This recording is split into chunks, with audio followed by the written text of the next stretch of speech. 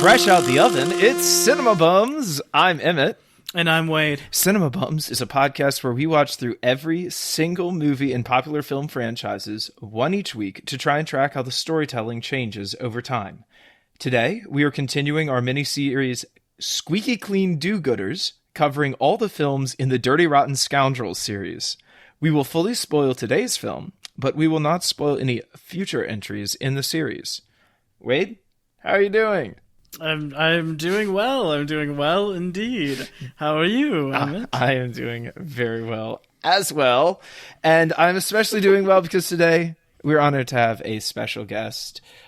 She's an actress, a recording artist, a badminton enthusiast, but is perhaps best known to our audiences for directing the 2020 off-Broadway revival of A Christmas Carol, which is especially pertinent to this film because an actor from this film also starred in A Christmas Carol. It is Laura Bennett.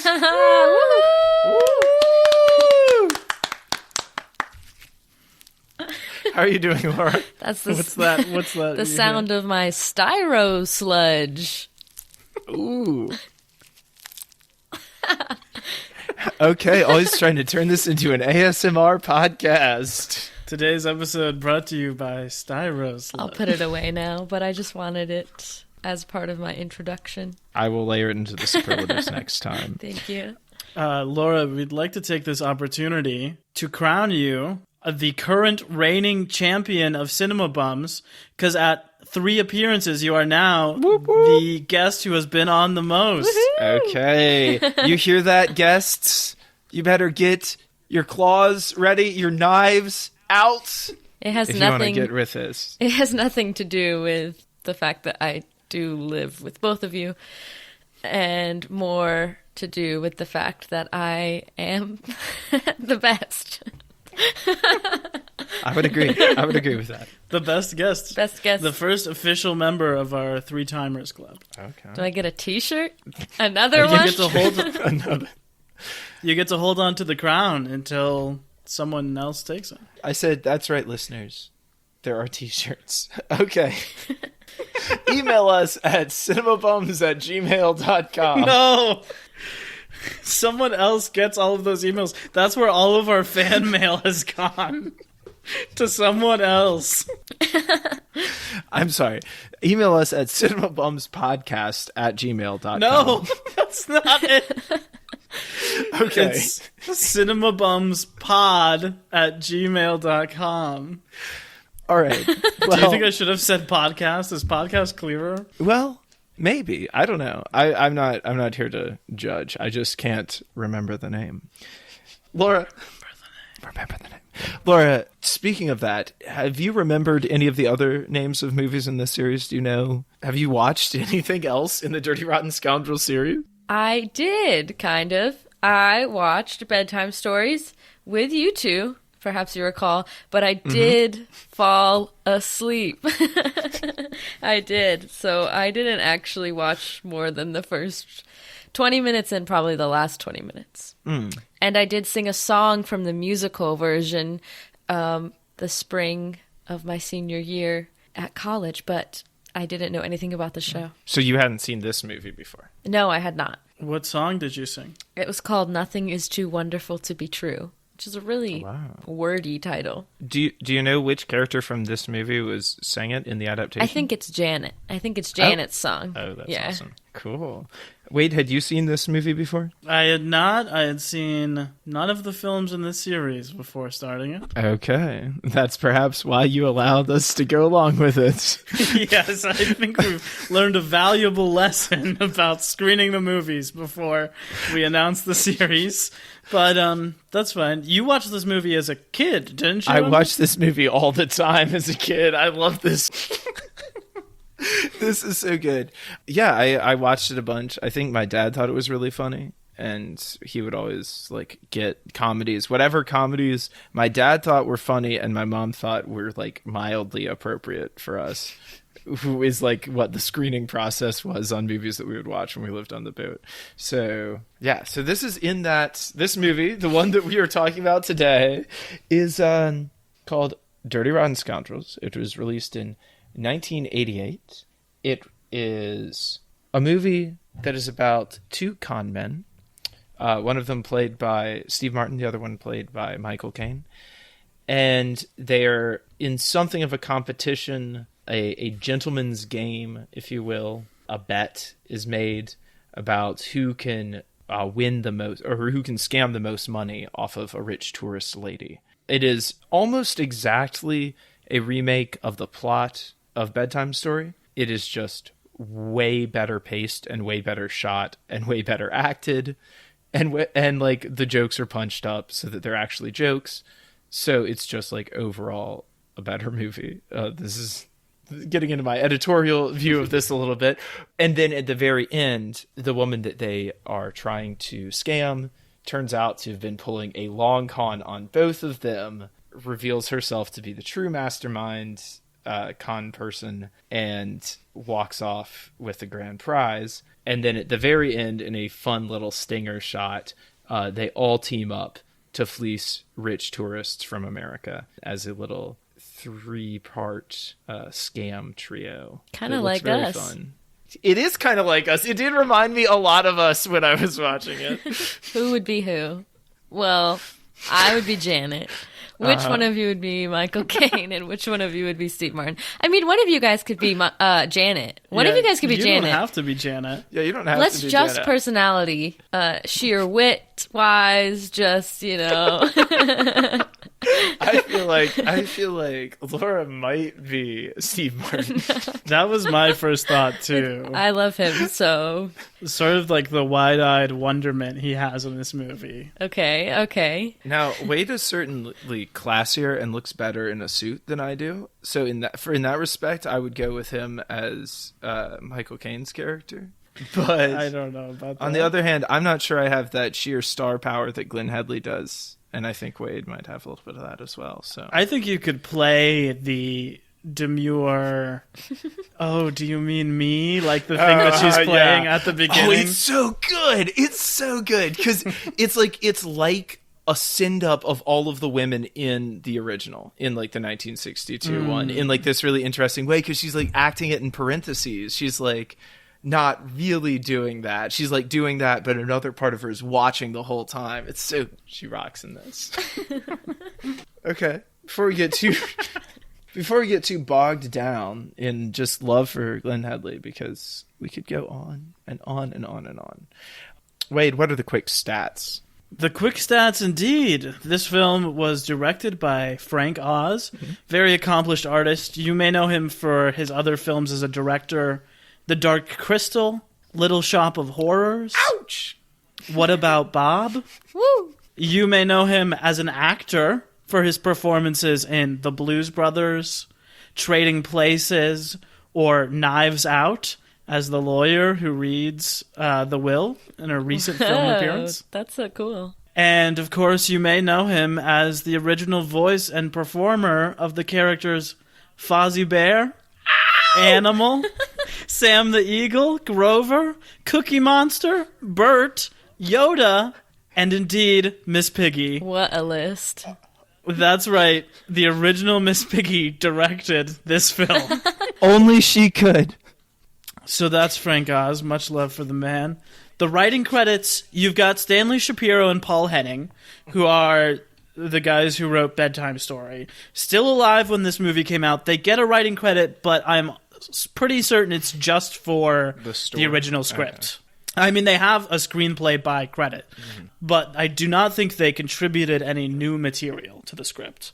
All of that was done by Dale Launer, who, this movie has a really interesting path to production, and he's sort of the guy at the middle of it. He also wrote the movies Ruthless People, My Cousin Vinny, and Love Potion Number 9. Wow, I've seen Ruthless People and My Cousin Vinny, which are both, I think, classics of that same genre that I was talking about just moments ago. Oh, yeah. It's got a score by Miles Goodman, who did, so not the songs, but the incidental music, the score for Little Shop of Horrors with Frank Oz, Footloose, and a personal favorite of mine, Sister 2, Back in the Habit. Wow. A little appearance by some nuns in this film as well, which I enjoyed. This film, Dirty Rotten Scoundrels, runs 1 hour and 50 minutes. It is 11 minutes longer than Bedtime Story. Do we have any thoughts about the pacing of this film? Well, I mean, it certainly didn't need to be 11 minutes longer. Because the first one already felt so long. Bit slow there. Bit slow. But I feel like that just kind of comes a lot of times with the territory of older movies. But I guess the first one being in the 60s feels like it's appropriate for it to be that kind of long, dredging, like slow pace thing. Comedy, you know, the comedies in general were much slower. Not much action going on. But I think with it being in the 80s, it feels like it should be a bit faster. It still felt way too slow for me in general. Yeah. I mean, I think it is a much better paced than the first one. I would agree with that. And I think it is I hear what you're saying when you say that it is slow, but I also think that it is like paced the way that 80s movies are paced. You know, it's paced I feel like a lot of those movies just like take their time that same way. Anything that's under like 2 hours is still like a pretty short movie, honestly. But it didn't feel like under 2 hours to me. I wanted to fall asleep again, but I knew that I couldn't. But the ending really picked up. Like, the ending was good, like the last third. Yeah, I feel like the structure of it is so weird. Like, I don't think that it lends itself to being well-paced, because it sort of is like switching what it is so frequently, and at seemingly random points. Like, they aren't... I checked, like, the third act of this movie starts 40 minutes into the movie when there's, like, an hour and 10 minutes left still. And so I think because of that, like, it's hard to latch on to sort of, like, what are we getting towards? If you're talking about the bet being proposed, that's at the 45-minute mark. Yes. Yes. I think it's when it becomes the sex bet that we move into the third act, though. And that's at the 82-minute mark, which would fit just perfectly. Would you agree that the bet, when they first make the bet, is the third act of Bedtime Story? Yes. Which is sort of what I was basing it on. Yeah, which is where this movie like goes and gets more interesting, too. Yes. I'm thinking of the quote. I heard this from Topher Payne. I'm not sure who originally said it, but it's that, like, once you tell an audience where you're going, they will stick with you through everything. And I think it, like, takes probably until that, like, 45-minute mark for you to understand where the movie is going. You know? I also thought a lot about Planes, Trains, and Automobiles, which is the movie Steve Martin is in the year before this. Oh, wow. The John Hughes movie. And I would say, like, also the biggest criticism of that today is that it's a little too slow. And that movie is like 10 times faster than this one. This movie was released December 14th, 1988 by Orion Pictures, which was a major studio at the time that closed in 1999, existed from 1978 to 1999. Some of their most notable pictures include Amadeus, Dances with Wolves, and The Silence of the Lambs. Damn. Okay. It's pretty weird. There were something sort of on the level of like a Warner Brothers or a Universal or whatever that we have today, but they just didn't stand the test of time for some reason. That's crazy. I couldn't find any budget information on this movie. Try as I might. I looked at the films surrounding it. So Little Shop was $25 million, and What About Bob was $40 million. I'd imagine a good deal of What About Bob is Bill Murray, but Steve Martin was probably getting a lot. So I don't know. It's probably safe to say that it's somewhere in the $30 million territory would be my guess. But we do know that it made $42 million, which is $95 million adjusted for inflation. a decent success, a Okay. Christmas movie, Okay. too. It was also critically liked. It got a 68 on Metacritic to Bedtime Stories 54, so much more liked than that. Critics at the time loved Rupert, and there were a lot of thoughts, a lot of reviews mentioned that the film peaks there. And definitely this film's, like, cultural footprint, like, when I searched for this movie, there was a lot of Rupert content coming up as, like, the first thing I saw. So that was, like, what stuck with people at the time. Uh-huh. This movie was awarded. Michael Caine was nominated for Best Actor at the Golden Globes for his performance. He lost to Tom Hanks in Big.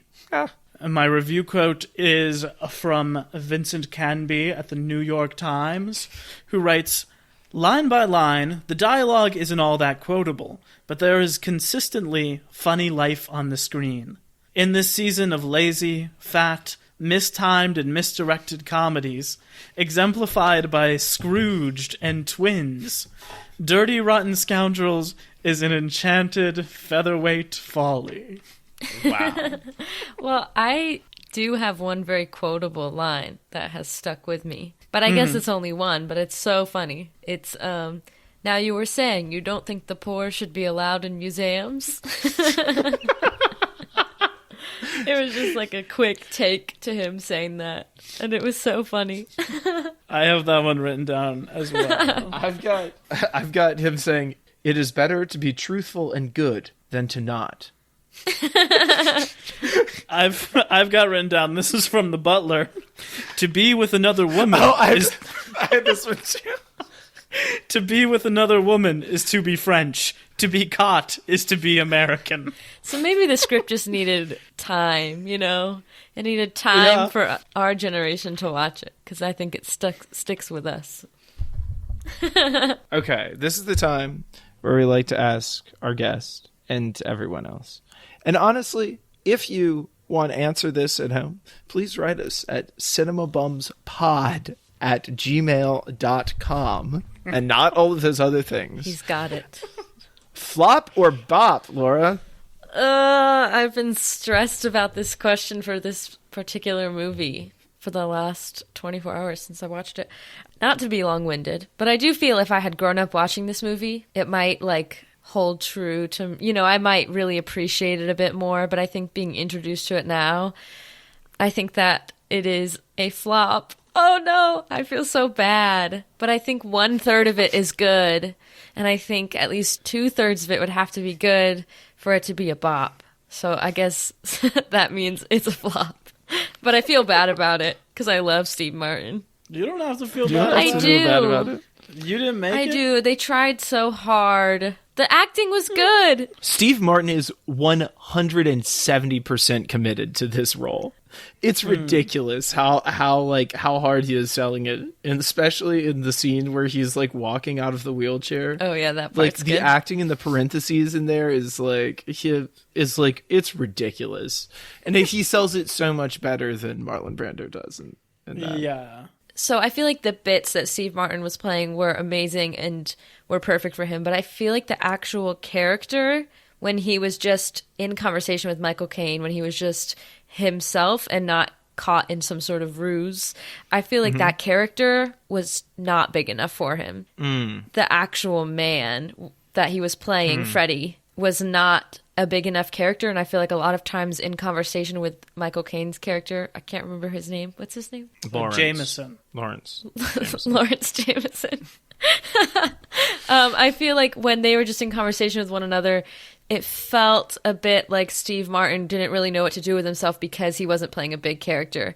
But in the moments where he was allowed to be Ruprecht or the guy who was like lame, you know, the moments where he was allowed to have these big characters that Freddy was playing, I feel like he really succeeded and was really excellent and had great comedic timing. But I feel like in the parts where he was just playing Freddy, it was a bit awkward and not big enough. Yeah, I think he feels a little mismatched because of that.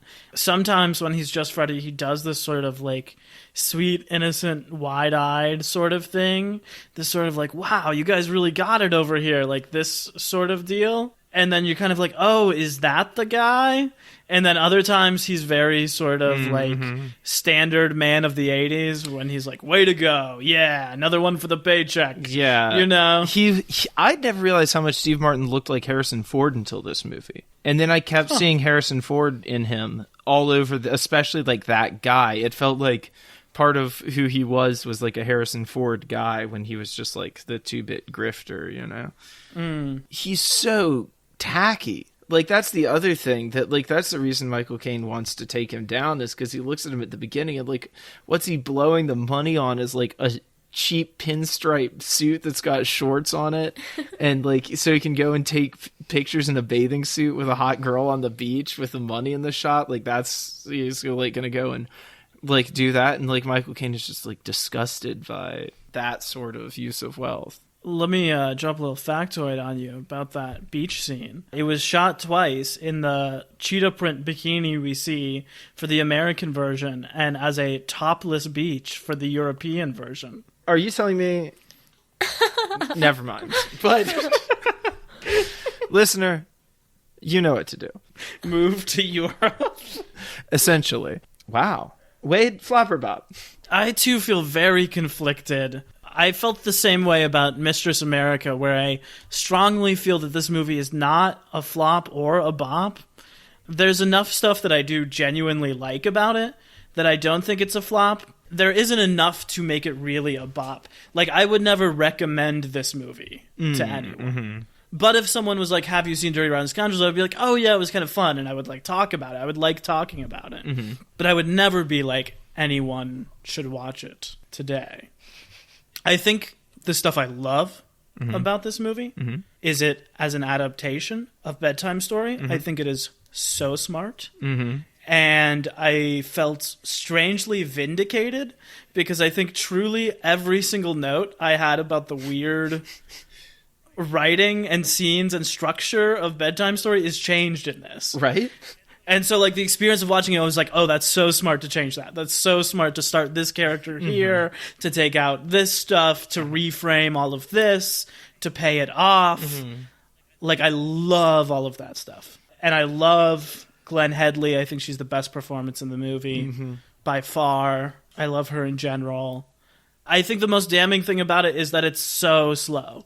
Like, it just plays too slow for a comedy today, in my opinion. And I also think that it's more of a chuckle movie than a laugh-out-loud movie. You know, it's not like a riot. It's like a warm, sort of chuckly, polite comedy. And I think for that sort of movie to be as slow as this movie is particularly damning. Oh, I see what you're saying. Yeah. Because if you're going to do an Oscar Wilde play, you have to keep the jokes coming every line. Yes. I got you. You could take 30 minutes off of this movie by getting rid of the scene where he's improvising names in the jail cell for 5 minutes, which isn't really funny.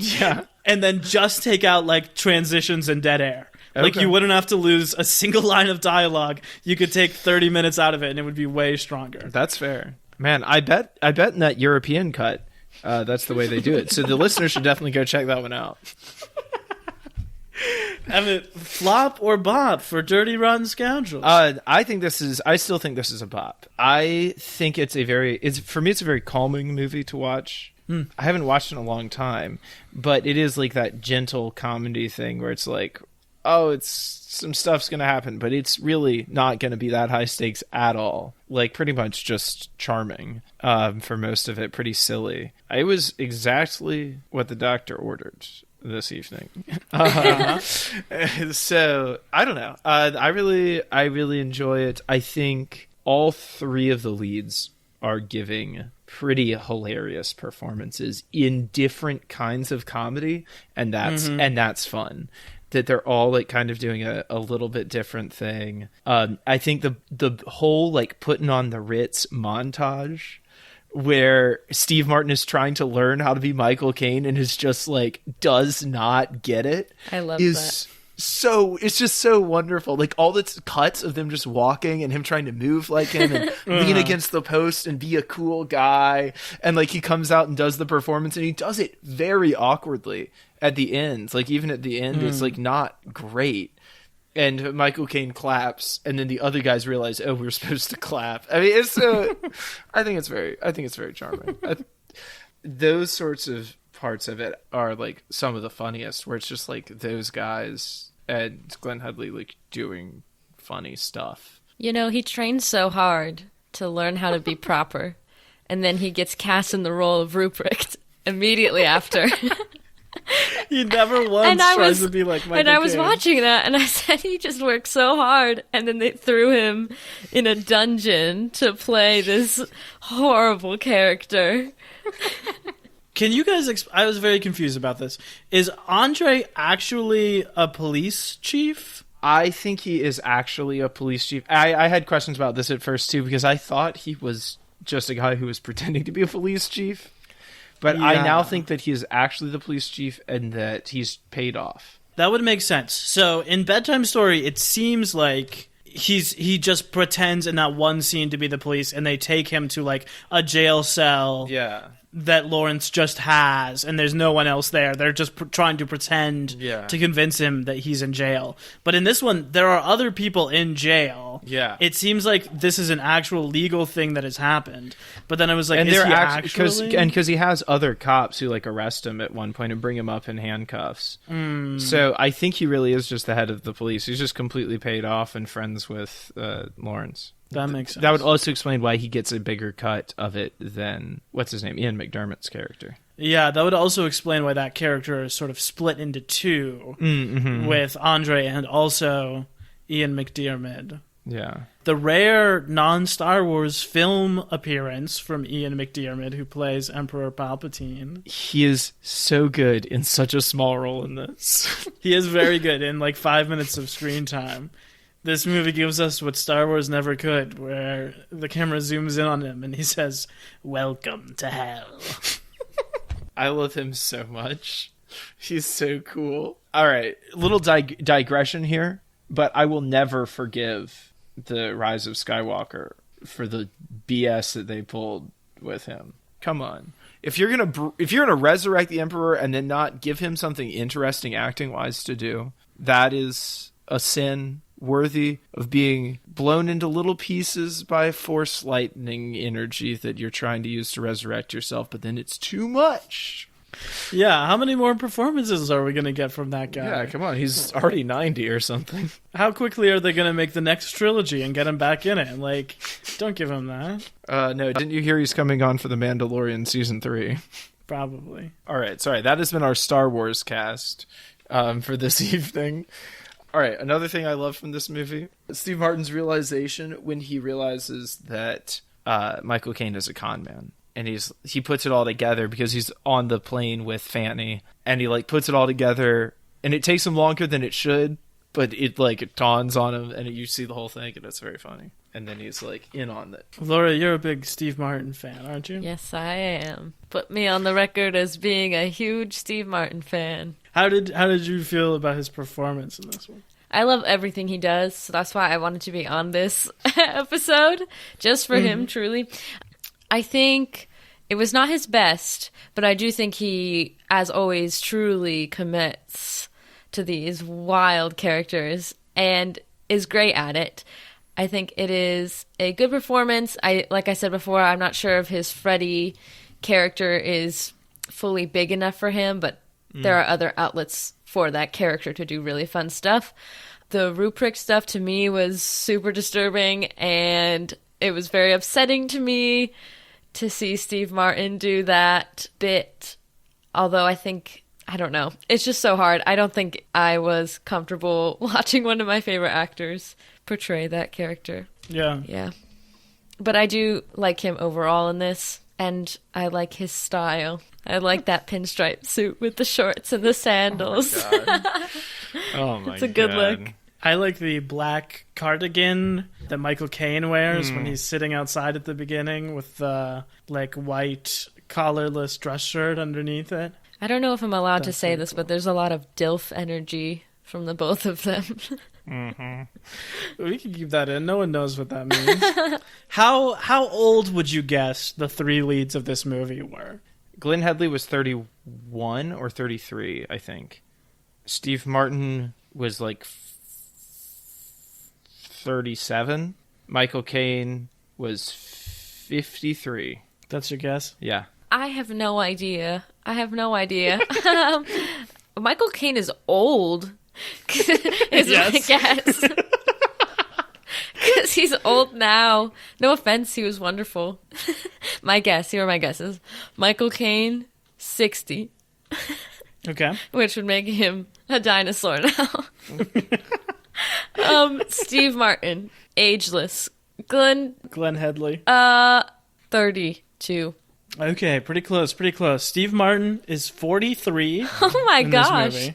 That's pretty crazy. He looks really good.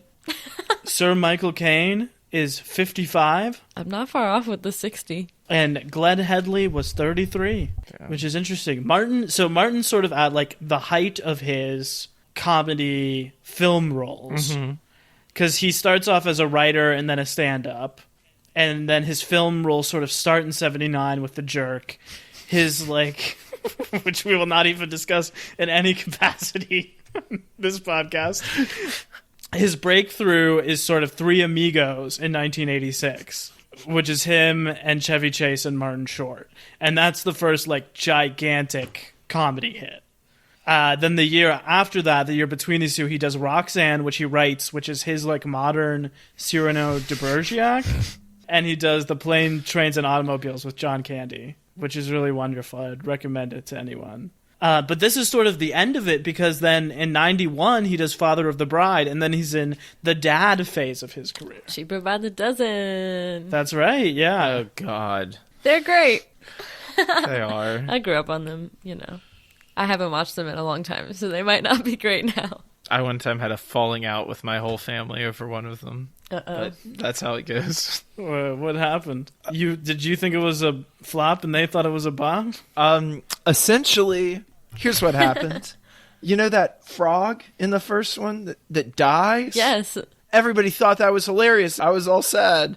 And I was like, I can't believe I live with these monsters who would laugh about this. That's pretty messed up. I'm sorry. Yeah. Obviously, I'm still pissed about it. Sir Michael Caine is indeed a dinosaur, as you said, because he breaks out in the 60s. So sorry. If you want to really feel old, he was best friends with John Lennon. No way. No way. His most famous early roles include Alfie, The Italian Job, and Sleuth, 3 movies you might know for their remakes, which are all old at this point. All of those movies are like 20 years old in terms of the remakes. But this film is just 2 years after getting his Best Supporting Actor Oscar for Hannah and Her Sisters.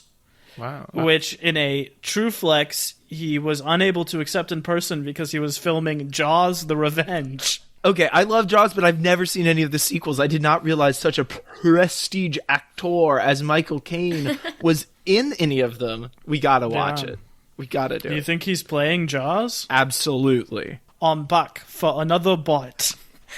Is that your impression of Michael Caine playing Jaws? Is the shark's name Jaws, or did you just... I'm Jaws, and this is The Revenge. I'm Michael Caine, and we're going to need a bigger boat. That's the shark saying that? I don't know. I'm really confused by this now. It says, why do we fall, Master Shark? To learn to pick ourselves back up again. And our beloved Glenn Headley, this is her first film role. No way! Her first lead film role. She was a Steppenwolf. Wow. Yeah. She joined Steppenwolf Theater in 1979. She was a theater actor. She was in The Philanthropist, Balm in Gilead, and Arms in the Man. Balm in Gilead, my dude.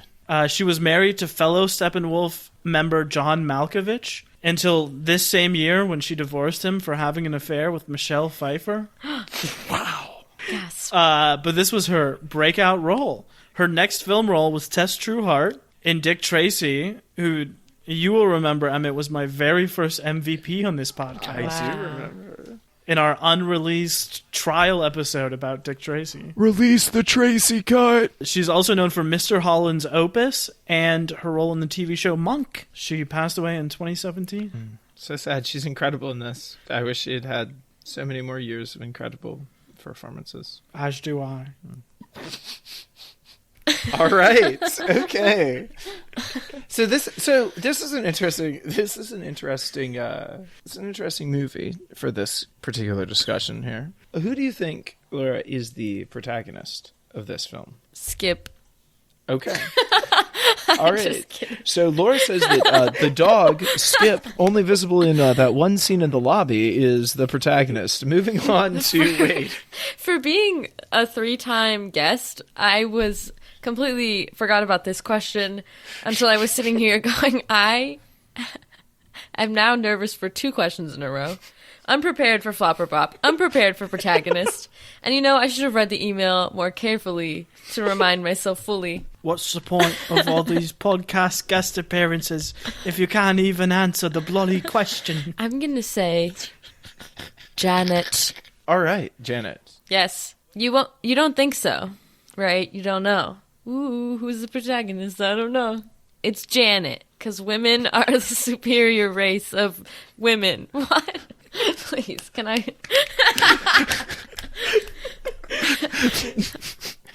Okay, would you care to hit that again? Yes, I would love to. Okay. I believe the protagonist is Janet, because the moral of this movie is that women are smarter than men. That's why she's the protagonist. Okay, what do you think she wants? To outwit these sleazeballs. All right, I can dig it. Wade, who do you think the protagonist is, and what do you think they want? If you're going to ask me who the protagonist is, you're going to need to do better than Brooks Brothers. That joke works on so many levels. Okay, but for real, man. Okay. I think it's Jameson. Oh, okay. And I think it was Freddy in the other one. Okay. And I think it's a smart switch. Okay. I wish the movie did a little bit of a clearer job of establishing that the reason Jameson is taking Freddy so seriously is because of this threat of the jackal. Oh, yeah. Yeah. That he sees like this bumbling guy. And I also love, okay, it is so smart to get rid of all of that 30 pages of Freddy junk that's at the beginning of Bedtime Story. Mm-hmm.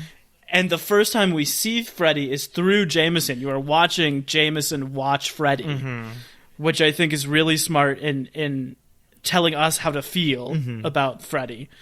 I think it's clear that like Freddy appears as just like a fop, but Jameson is like, the jackal is out there. He's coming for my turf. And it's probably this guy. That's why I got to keep him around. That's why I got to keep my eye on him. Yeah. And through that, he unwittingly, I think, makes Freddy much more of a formidable threat. Right. Like, he is the one who sort of does the, like, self-fulfilling prophecy in terms of turning Freddy into the threat. And then, of course, the jackal is Janet Colgate, which he realizes at the end. And at that point, like, Freddy is too much of an institution because of him, you know? But I do think that he is the protagonist. I hope this isn't ageist of me, but having mostly seen Michael Caine in modern movies, I was a little bit concerned going in about seeing him as a sexual figure. Because the first film, I feel like, is much more of a sex comedy, like Bedtime Story. Yeah. I think plays up sort of like the sexy comedy. Like, this movie is not sexy at all. No. It's maybe a little bit more like forward about the sex than they were in the 60s, but it's not like, this is not like Porky's. You know, there were lots of sex comedies in the 80s. Right. This is not one of them. Yeah, for sure. And I think they kind of wisely take the sexual aspect out of Jameson a little bit. I also think they like clarify his philanthropist thing in a really useful way. Because that whole montage where it gets into him like running a socialist society is like so long and strange and feels sort of like a betrayal of how the movie wants you to think about these characters in Bedtime Story. And so they take that out, but they explain, I think it like the revelation is when he's like, all of my people are old and rich and corrupt. Like, he screens everyone before he takes advantage of them. Right. So that doesn't make... It's not like a Robin Hood thing. He's not giving this money back to the poor. Right. But he has, like, a moral code about what he's doing, which Steve Martin doesn't. And I think that is, like, sold in a much more clear way.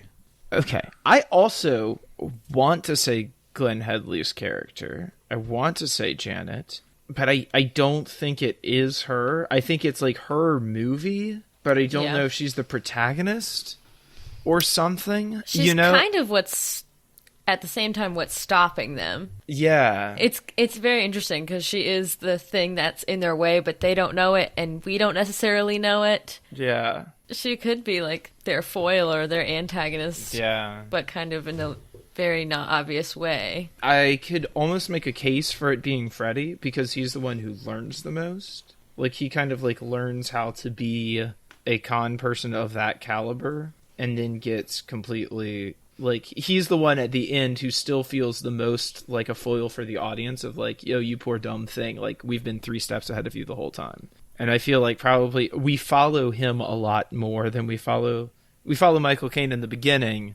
But then we follow him a lot more towards the second half. It's tough to say. But it would also be much harder to say like what he wants. Because I think the motivation of like being rid of the Jackal is a much clearer motivation for Michael Caine's character.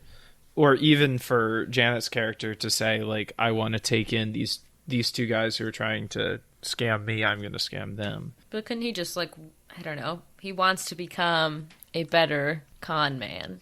Which is kind of a weak thing to want, but it is like his goal. Yeah. I'm split between the 3 of them. I lean towards it being Freddy, which means that we really kind of have a 3-way split on who we think it is, which I think is fitting because it does really feel like it's all 3 of their movies in a big way. I think they all have, maybe they each have an act. Like, it's Michael Caine's first act, it's Steve Martin's second act, it's Glenn Headley's third act. But it ends on Caine, too. Like, the emotional does end on payoff of the movie ends up with Caine and Headley. Martin kind of comes in as, like, the funny foil at the very end. That's true. Yeah. And then when she comes back, it's between her and Michael Caine, and he's just being dragged along again. Mm-hmm. You also mentioned how serious Martin is playing the characters. Which I also think is smart, because I think him playing that character straight is like so much more formidable of a threat than Brando ever played it. Oh, yeah. Because Brando was just like hot, but he's not committed to that character, so you don't get the sense of danger. And then like seeing the first time Steve Martin comes in the wheelchair where he is like playing to his strengths, you're like, oh, he might win. Yeah. Yeah, You know? yeah, he is, and because he is just like, he is so committed to all of that weirdness and the sadness that he's got going on, and he's not, I mean, he is doing it a little bit, but he's not doing that same just like weird faces that Marlon Brando is doing. Like, no, he's doing full physical comedy, full body physical full comedy. So no holding back whatsoever, which is why he's great. Yeah, exactly. Yeah. It's so amazing. He's electric anytime he gets to do like just over the top stuff. The scene where he has to pretend he's in the wheelchair going down the stairs. He's just banging it as he goes down the stairs, and then falls, spins the wheel of the wheelchair, and flops next to it. Just incredible commitment. Yeah. Drags himself to the ocean with his elbows because really he can't walk. Funny. And then there's that great moment where she leaves to go get the doctor, and he's like, wait, that's not what I want. I want her to, and realizes, oh, I gotta change my tactic. This worked too well. Who would you say is your MVP other than your protagonist? And I think we're going to take all 3 of the leads off the board for this. No. Yeah, I think we have to. I guess if we all picked one, that makes it much harder. Yeah. Well, I'm going to say, should I say one of the sailors so one of you can have the other ones? There's not many other characters.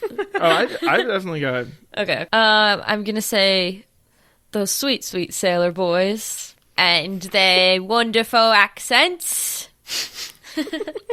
Truly amazing. Yes, indeed. That was really bad. Yes, indeed. They were great. They were on screen for only a few moments, and they were truly hilarious. But they also felt 88 in a way that a lot of the movie doesn't, you know? Yeah. In terms of how they update it for the modern times. Yeah, it does feel like a very old plot and the old storyline. Yeah. Trying really hard to be modern. Trying really hard to be set in the 80s, but it feels like so much older. Yeah, the modern elements are sort of just like women wear tight dresses and have different hair now. And we're like aware of that. He can get his phone brought to him at the pool. Oh, yeah, that's true. She gets his soaking wet meat hooks all over, and you're just sitting there asking if they had waterproof phones. Yeah, I was too. What's going on? That's also where my head was at. His hands are huge. I'm not sure if anybody got a look at Michael Caine's. How could you not? So much of the movie. Massive hands. Close-ups of his hands. Yeah. Crazy. Wade, who's your MVP? I mean, it is Glenn Headley. And then probably the Sailors. Let me... Wait, because I know I wrote a couple down. The Emperor? Mrs. Reed? I don't even remember who Mrs. Reed is. Oh, yeah. She's so good. I wrote here, Mrs. Reed MVP, like the bowing. Oh, now I remember who she is. Yeah, I'll go with her. Damn it. That was going to be mine. Yeah, that scene is really good. And that's a scene where they smartly are sort of starting to see the things unravel. Mm-hmm. And she's very good, and I just like that she bows her way out of it. It's very funny. It is very funny. I mean, who's your MVP? Well, you stole her. I really do. I love Glenn Headley in this. Can't stress it enough. She's amazing. And her outfits, unbelievable. The outfit she's wearing at the end. Okay. The one at the beginning is not good. No, it's not. No, when I say unbelievable, I mean, I can't believe people let her wear those most of the time. But the one at the end is pretty amazing, and the hair is on point. Jeez. I'm going to go with Ian McDiarmid. Ian McDiarmid as Arthur. I just love him. And how many movies do we get to see him in where he's not covered in CGI? Just love it. It would now be a good time for me to unpack some of the behind-the-scenes drama. Oh, it would be an excellent time to unpack the behind-the-scenes drama. Tell us of its tortured production history. Well, yes, please chime in as I go, because there's a long path, perhaps. Much like Bedtime Story was written specifically for 3 different actors who never played it, so too was this film, written for Mick Jagger and David Bowie. What? Our story starts in the year 1985, where Mick Jagger and David Bowie released the song and the music video Dancing in the Street, which is their cover of the Martha Reeves and the Vandellas song. Beloved listener, at this point, stop the podcast, go and watch the video. If you're driving, pull over to the side of the road and watch the video, because it's wild. It's truly wild. But the video was so well received that the studios were begging for them to get a movie together. Because I guess that's how it was going in the 80s. So many buddy things that they just said, these two guys are in a music video together, let's get them a movie. And of course, unlike both of the two versions, Mick Jagger and David Bowie are both English. And Mick Jagger, shockingly, is only 4 years older than David Bowie. That doesn't really shock me. I don't know. Why didn't the movie get made with them? Here's how the connection gets made. Mick Jagger had written the theme song for the movie Ruthless People, which stars Danny DeVito and Bette Midler. It became a huge hit, was written by Dale Lautner, and was an original script. So Mick asked Dale, will you write a movie for me and David? Dale remembered watching Bedtime Story as a child on TV. So he himself, like free of anything else, just bought the rights from Stanley Shapiro. No way. To the script.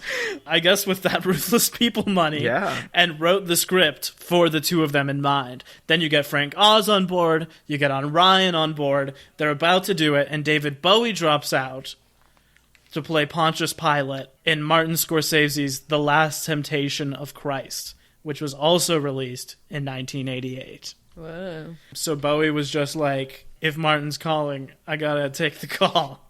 And they drop out. And now they've got the script, they've got the studio, they've got the director. So they say, okay, next duo, we gotta have them. Eddie Murphy and John Cleese. Oh my God, this movie would be 10 times better if that was who it was. Sorry. That is the version of the movie I'm most interested in. Yeah, that would be so good.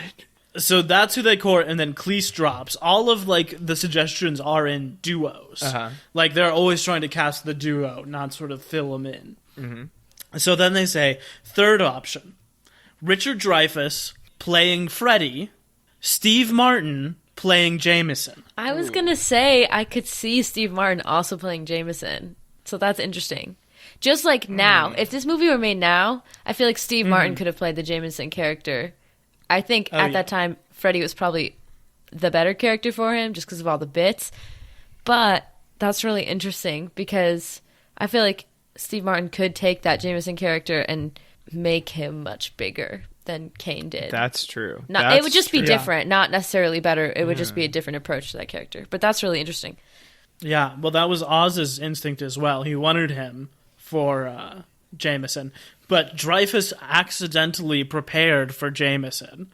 So at the audition, they just asked they asked Steve Martin, hey, can you read for Freddy? Because Dreyfuss has prepared the wrong thing. And Oz ended up liking Martin in that role. And not liking Dreyfuss. I don't know what happened with Dreyfuss. I saw nothing about that. Maybe Dreyfuss didn't want it. Maybe Frank didn't want him. Dreyfuss definitely prepared for the right character because he is, to me, definitely more of Jameson than Freddy. Oh, see, I could see him playing Freddy. Like, I can see him selling that stuff because he's so good at playing serious. Maybe Frank Oz was just like, I'm saving this guy for What About Bob? Yeah, Him back clearly in. no bad blood because he's in his next movie. Yeah. Well, the lead of his next movie. So Frank Oz wants Michael Caine because he says Caine is the nearest English actor to the effortless charm of David Niven, who played him in Bedtime Story. I would say that's probably true. David Niven was, in turn, Michael Caine's childhood hero, who Michael Caine looked up to as a kid. So he asks Caine if he wants to do it. Michael Caine says, why would you remake a flop? And Frank Oz says, why would anyone remake a good movie? Damn! Which I think is some sage advice. Guess what? They remade this one again. No. Also, I think Frank Oz should have kept that in mind when he made Stepford Wives. But yeah, I think that's a good principle to have. And then Frank Oz offered Michael Caine a French villa to stay in for the 3 months of the shoot. And Michael Caine finally agreed to do it when he realized that the villa was right next to Roger Moore's villa. James Bond's villa, who was his close personal friend. That sounds like a sweet deal. That does sound And then they made the movie. That's incredible. So it's just because the house was next to James Bond's house? That's why this movie got Michael Caine in it. That's incredible. Another of this movie's Star Wars connections, it's the original Rogue One, because the trailer for this movie focuses on a big sequence which isn't in the movie, that they just shot for the trailer, which I had seen and liked but didn't even really think about it. But it's this very funny sequence of them walking along sort of the street, talking, and then it ends with a little old lady by the lake and Steve Martin pushes her into the water. And there's a kid eating cotton candy, and Michael Caine shoves the cotton candy in the little kid's face, and it gets to the thing. That's hilarious. Is this? It was just the Wild West back in the 80s. You could advertise anything. You could say, in between just mounds of cocaine, you could say, what if we shot a trailer for this movie, but it was all original content? Here's something interesting. In Dale Launer's script, it is revealed at the end that Jameson realized immediately that Janet was the Jackal. Oh. He's just been trying to play her anyway, but he ends up falling in love with her not because she's such a lovely person, but because she's such a good con artist. Okay. And he respects her so much, and that's why he lets her get away, to take the money and get away with it all at the end. Apparently that was shot, and the decision was made in the editing room to take it out of the movie as it exists. Give us the Donner cut! How does that immediately strike you? Do you think... I think just based on what I think the moral, I mean, I think it would change what the movie is saying. I think it would change that. I think you're right. Girl power ending. You are right about that being the I mean, moral. it would definitely change it because they say Steve Martin's character, Freddie, says that at the beginning to Jameson on the train. Said they're smarter than us. So, like, we have to do this in order to get ahead, in order to, like, they're always being smarter than us. So why don't we steal some money from them? And I think that connects so well to the end being Janet completely going over their heads the entire time and being the best con artist as the woman in the movie. I do like it more this way. I don't think it needs the love story to kind of undercut that. I think it's interesting how she kind of plays as if she's kind of into both of them. She lets them both think she is kind of at their disposal, at an arm's length from both of them, you know, pretending to kind of be into each of them to get her way, to get the advantage. So I think it works. I think it works much better. I think I would personally have not liked that script more. I think I like this one. Yeah, it does seem like it kind of weakens her character if you can call her out from the very beginning as like that being her. And it's also then like, why is he wasting time with Steve Martin at all? Because then he knows it's not, he would know that he's not even the real threat. So why is he even there? You know, like what's the incentive for bringing him in? I really like the twist in general. I think it finally pays off. Like, the ending of the last movie felt so weird because it feels like it should be a long con movie. Right. Like, so much of it is them conning and doing reveals, and it has to feel like at the end that the whole movie has been a con. Right. That someone is playing, you know. I'll also say that I had heard there was a twist ending. I was looking for it, and I did not suspect it. It totally worked on me. Really? In the scene where she comes in and says, like, that Steve Martin stole the stuff and she's asking for the money, at that point, I started to be onto it, but I thought they were working together. I thought that Martin had put her up to it, and they were going to get, like, double the sum, and they were working as a team. I did not suspect that she had been the Jacqueline, had been playing him the whole time. It totally worked. I'm also really interested to see how they do that in The Hustle. Yeah, I have been actually thinking about that movie, about what it's going to be like. I feel like they might have to change it up a good bit. It seems, I remember seeing the trailers, it seems like the same concept, but not as close of a remake as Dirty Rotten Scoundrels was to Bedtime Stories. I feel like it just can't be. Yeah, I don't know. I'm just interested because it is such a girl power movie. From what I've seen, the tagline is they're giving dirty, rotten men a run for their money. And so if, like, they're doing a movie that's sort of like women are so much better at being con people because men always think they're right, they're so much more better suited to the thing, that's also what this movie is doing. Yes. So does that movie end with them being beaten by a man?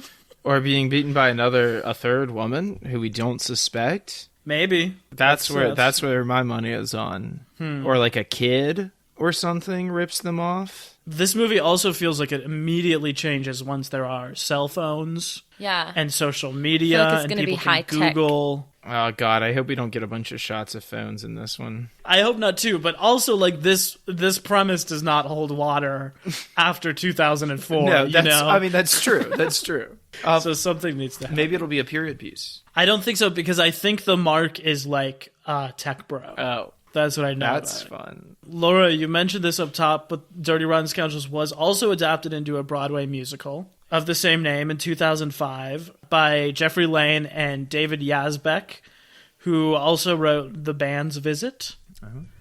And a personal favorite of mine, Women on the Verge of a Nervous Breakdown. The original cast is John Lithgow as Jameson and Norbert Leo Butz as Freddie. And then the replacement cast, which I am much more interested in, is Jonathan Pryce as Jameson and Brian Darcy James as Freddie. Well.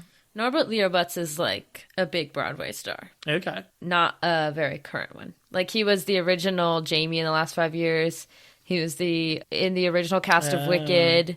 Like, he's kind of up there with the Kristen Chenoweth, that whole age group of Broadway. I don't know why. His name doesn't carry through very often like Kristen Chenoweth's does, but he is associated as an original cast member of a lot of shows, including this one. Did you listen to any other songs from it, you said? I listened to, is it Roughhausen, Mish Schaffhausen? Oh, yeah, we all listened to that together, didn't we? Yeah. We kind of listened through. I personally didn't know any of the other songs besides the one I sang. I don't think it's a very well-known musical. I don't think it's a very well-known movie series. Yeah, that's what Cinema Bums is here to do. Provide you with that insider info on the lesser-known classics. Cool. If you want to check out that Broadway bootleg, feel free to, but don't hold us accountable, please. So now we're going to play a little game. Woohoo! Woo! Well, this is going to be either a very easy or a very hard game. Okay. What's the Are you game? ready? No, what's the game? The game is called Bum's the Word. On this game, I will look up this movie, Dirty Rotten Scoundrels, 1988, on IMDb. I will scroll down to the bottom of the page, and I look and see there's 6 movies in the more like this section, and I'm going to try and get you all to guess them. You're working together. So these are movies that IMDb thinks are closely related to this film. Yes. I think it tells us more about IMDb than it does about the movies, but the first one up is a 1987 comedy romance. It stars a person who was also in this film. It is also an adaptation. Is it Roxanne? You are correct. It is Roxanne. Woohoo! All right. Roxanne! So this next movie is 1979. It is also another person from this movie was in this movie also. It's Another person is in not Steve Martin? Oh, it was Steve Martin. Are these all Steve Martin movies? They're in fact all going to be Steve Martin movies. The common theme here is actually all going to be Steve Martin. So let me give you a better hint here. Pink Panther. No, so this is 1979. This is one of his first roles. Already discussed it this evening and said that we would never discuss it further. Here it is, back again. Can you explain the premise a little bit? In this premise, a simple-minded, sheltered country boy suddenly decides to leave his family home to experience life in the big city, where his naivety is both his best friend and his worst enemy. Wow. It sounds a lot like... Jerk, it sounds like a familiar story. Jerk. Even IMDb is cleaning up the content there. Yes, that is 1979's The Jerk. All right, the next movie up is another Steve Martin joint. In this film, 3 actors accept an invitation to a village to perform their on-screen bandit fighter roles, unaware that it is the real thing. You said it's like 3 actors? Yeah, it's like a Bug's Life sort of a deal where they're... Is this... What? Please. It's like a Bug's Life sort of a deal where they get called in because the people think they're real warriors, and then it turns out they were just actors the whole time and they don't know anything.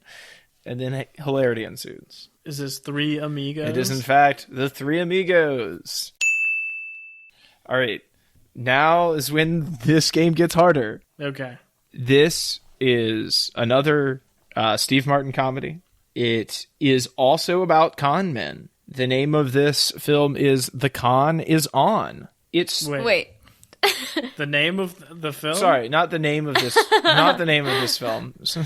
I was gonna say. I meant the tagline. The tagline of this film is The Con is On. Is on. Okay. It stars another person who is going to star in the Dirty Rotten Scoundrels franchise, but then did not. Is this the movie with him and Eddie Murphy? Yeah, it is. I saw it in my prep, but I don't know what it's... Bowfinger? That is correct. Incredible to me that you were able to pull that out of the old memory banks there. This is highly embarrassing after saying I was a Steve Martin fan. What I was really trying to say is that I love the movie Pink Panther. And I also think Steve Martin is a beautiful banjo-playing woodland creature. Okay. I really threw myself off by saying woodland. Woodland.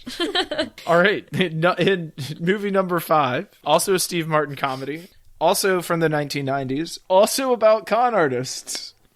Wait, what year is it from? Also the 90s. I'm giving you a decade. It's from 1992. It also stars, it's like him and another big movie star in a movie about con artists. Okay. Who's the other actor? The other actor is an actress known for being another actress's mother. Oh, is it Goldie Hawn? Is Goldie Hawn. Wait, guess. what is it about? Oh, it's a con? It's a con movie. Goldie Hawn, it's Steve Martin. I don't know. Okay. Is there any way you could get us to guess the title, or would we just not know it? Okay, yes, okay. So this is like what I'm doing right now, actually. Podcasting? Hosting? Beard. Think more like house sitting? Yes. The Sitters. You were much closer when you just said house sitting. Babysitting. Bank sitting? No, I mean you were like so close. The house sitter. Yeah. Oh. Yeah. Okay. Yeah. All right. And finally, it's a 1983 comedy, romance, sci-fi. It stars Steve Martin and... Sci-fi. Little Shop? It is not Little Shop.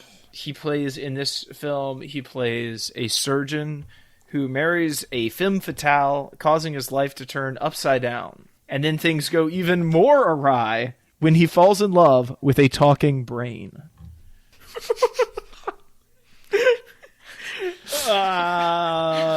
Yes. I'm telling you, the 1980s were a time to be in the film industry. Anyone could make a movie about anything. I don't know, but I'd like to. This is a film no doubt cooked up by Noriega and the CIA over a mountain of the good white stuff. This film is called The Man with Two Brains. Okay. Wow. So that has been Bums the Word, our weekly quiz. Please feel free, if you have a better idea for a quiz, please feel free to @ us on Instagram or TikTok or Twitter or MySpace. And only those. Don't ask me what the handle is. You should know already.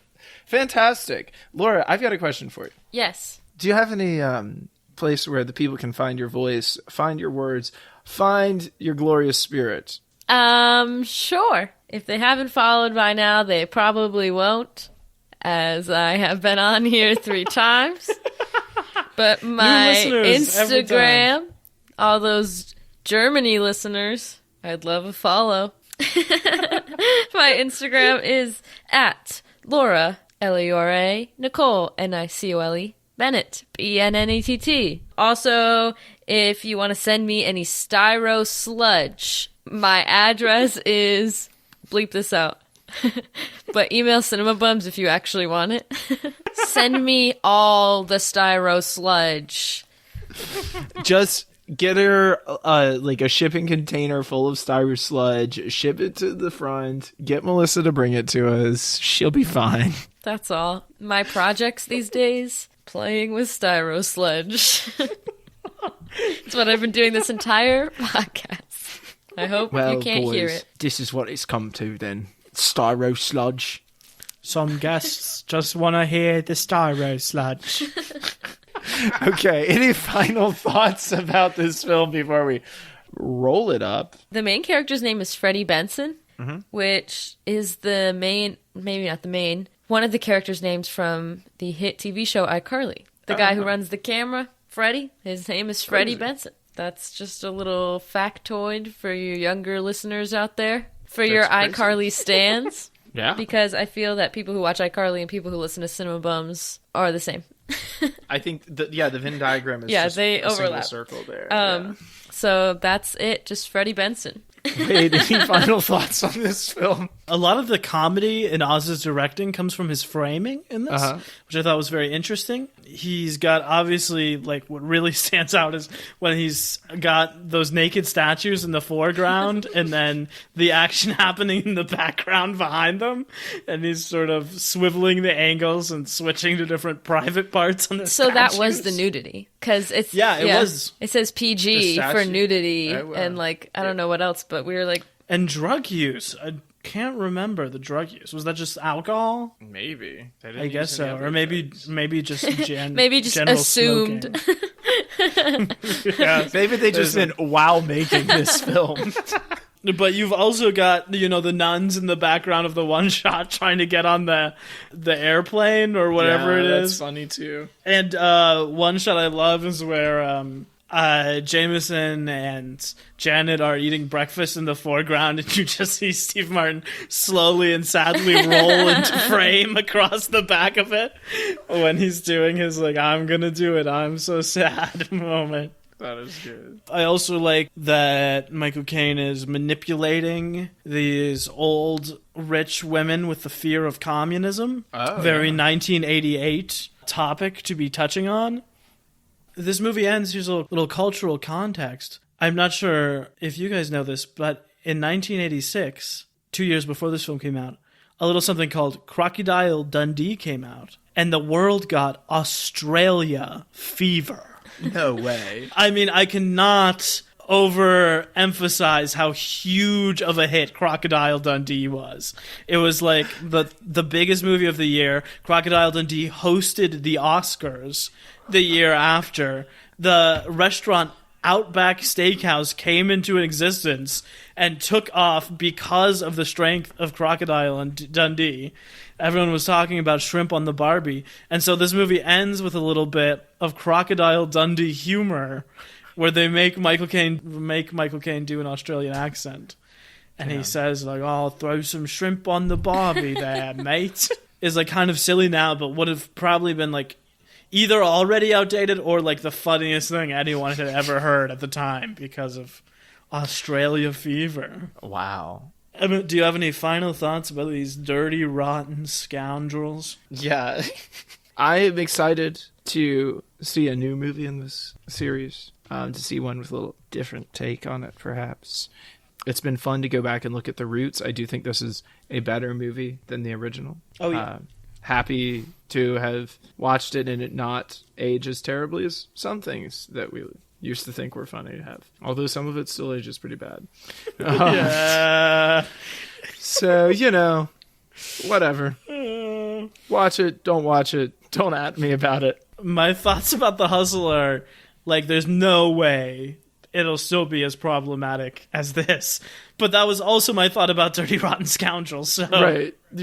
I was like, people were pissed about this in the 60s. There's no way they're doing it again in 88. And they sure did. Damn. Well, until next time, join us again when we discuss the 2019 Anne Hathaway, Rebel Wilson vehicle, The Hustle. bye.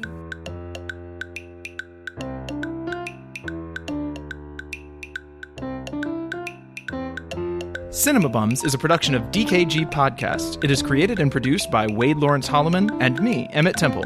Wade also edits and mixes this podcast. Our theme music is by Zane Holloman, who you can find on Bandcamp, and our show art is by Autumn Beckner. Our social media is managed by Laura Bennett. If you like what you hear, please tell all your friends and leave us a 5-star review on Apple Podcasts, the two best ways to spread the word about our work. You can also follow us on Instagram at CinemaBums or email us at cinemabumspod@gmail.com. Don't flake on us. We'll be back next week.